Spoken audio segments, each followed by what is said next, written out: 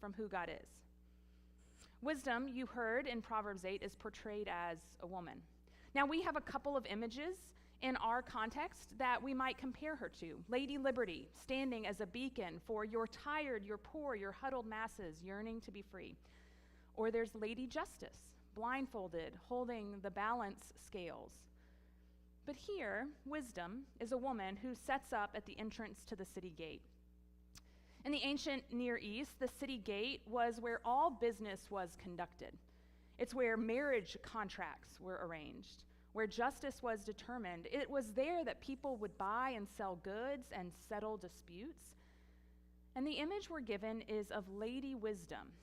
In Hebrew, her name would be Hakma. In Greek, her name is Sophia.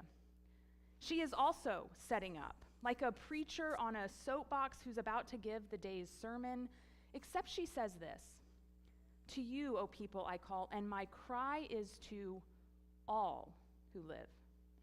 The call of wisdom is not only to those who have previously professed belief or who have made good choices or who've been in church their whole lives. Rather, the call of wisdom is to all, to everyone. The invitation is offered. And then wisdom tells us that she was the first of God's creation, that she has been with God since the very beginning, and that she was a witness to all of God's acts of creation.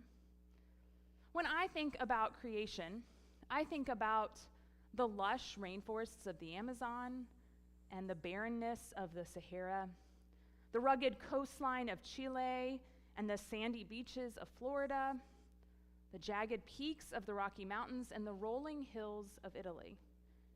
In wisdom, God created the world as we know it. And then I think about the story of creation that we read in Genesis, about how God created man and woman, and they were invited to walk with God in the garden in the cool of the evening. Wisdom, this idea that's hard to name exactly and hard to know when we've arrived at it, wisdom feels something like this, doesn't it? Walking with God in the cool of the evening. And instead, in Genesis 3, the choice that Adam and Eve make was to take the easy way out, to eat of the fruit of the tree that would make them wise. That's what it says. So when the woman saw the tree was good for food and that it was a delight to the eyes, and that the tree was to be desired to make one wise, she took of its fruit and ate. And she also gave some to her husband who was with her, and he ate. But wisdom is not something we instantaneously acquire. And what happened when they ate was that they no longer saw the goodness around them, the beauty of the garden, the wonder of being with God. Instead, all they could see was what they lacked, their nakedness. This is not true wisdom.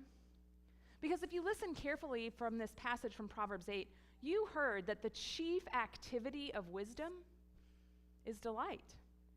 She rejoices before God. Some translation says she dances. She delights in all of humanity.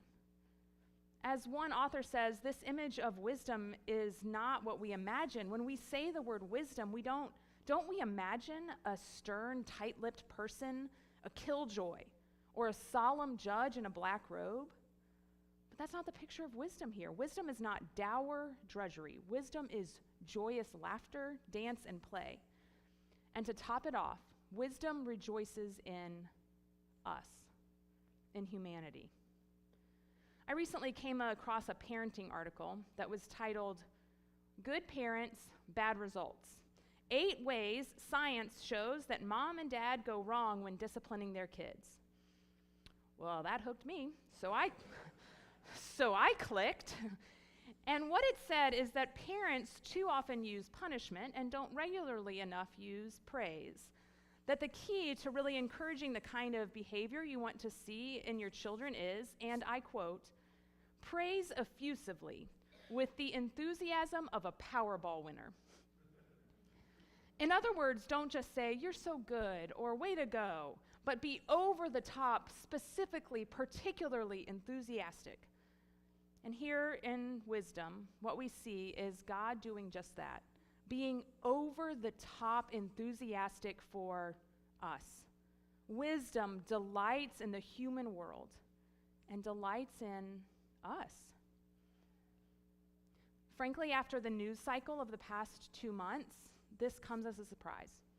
To think that wisdom delights in the human race, after all the ways we get it wrong, all the harm we do to each other, the pitiful way we care for God's creation, after all of that, there is delight.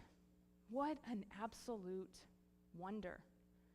And what wisdom longs for us, what wisdom offers us, is to delight in God. Earlier in the book of Proverbs, it's written that the fear of God is the beginning of all wisdom.